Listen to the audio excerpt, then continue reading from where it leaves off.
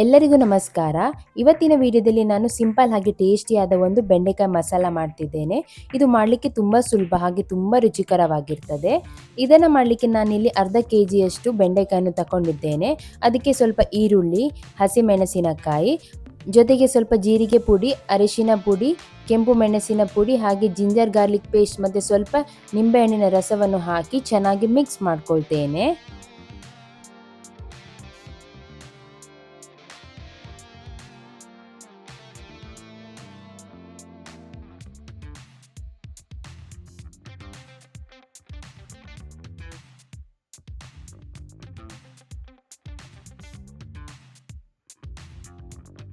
ಇದು ಇವಾಗ ಚೆನ್ನಾಗಿ ಮಿಕ್ಸ್ ಆಗಿದೆ. ಇದನ್ನು ಸೈಡಲ್ಲಿ ಇಡ್ತೇನೆ.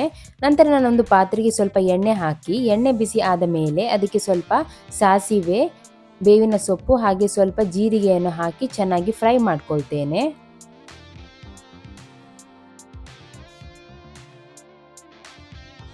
ಇದು ಚೆನ್ನಾಗಿ ಫ್ರೈ ಆದ ಮೇಲೆ ಇದಕ್ಕೆ ನಾನು ಕಲಸಿಕೊಂಡಿರೋ ಬೆಂಡೆಕಾಯಿಯನ್ನು ಹಾಕಿ ಚೆನ್ನಾಗಿ ಮಿಕ್ಸ್ ಮಾಡ್ಕೊಳ್ತೇನೆ.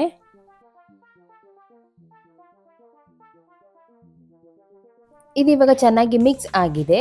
ಇವಾಗ ನಾನು ಲಿಡ್ಡನ್ನು ಕ್ಲೋಸ್ ಮಾಡಿ ಬೆಂಡೆಕಾಯಿ ಕಲರ್ ಚೇಂಜ್ ಆಗೋ ತನಕ ಇದನ್ನು ಬೇಯಿಸ್ಕೊಳ್ಬೇಕಾಗ್ತದೆ.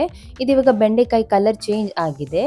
ಇವಾಗ ನಾನು ಇದಕ್ಕೆ ಒಂದು ಹೆಚ್ಚಿಕೊಂಡಿರುವ ಟೊಮೆಟೊವನ್ನು ಹಾಕಿ ಅದರ ಜೊತೆ ಸ್ವಲ್ಪ ಉಪ್ಪು ಮತ್ತು ಗರಂ ಮಸಾಲವನ್ನು ಹಾಕಿ ಚೆನ್ನಾಗಿ ಮಿಕ್ಸ್ ಮಾಡ್ಕೊಳ್ತೇನೆ.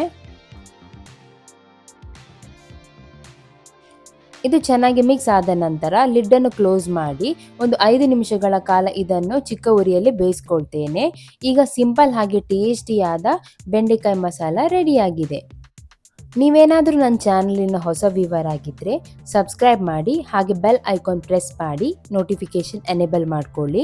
ನಿಮಗೆ ಈ ವಿಡಿಯೋ ಇಷ್ಟ ಆಗಿದ್ದರೆ ಲೈಕ್ ಮಾಡಿ ಹಾಗೆ ಕಮೆಂಟಲ್ಲಿ ತಿಳಿಸಿ ಹೇಗಾಗಿದೆ ಅಂತ. ಇನ್ನೂ ಹೆಚ್ಚಿನ ವಿಡಿಯೋಗೆ ನನ್ನ ಯೂಟ್ಯೂಬ್ ಚಾನಲನ್ನು ಸಬ್ಸ್ಕ್ರೈಬ್ ಮಾಡಿ. ಮುಂದಿನ ವಿಡಿಯೋದಲ್ಲಿ ಸಿಗೋಣ. ನಮಸ್ಕಾರ.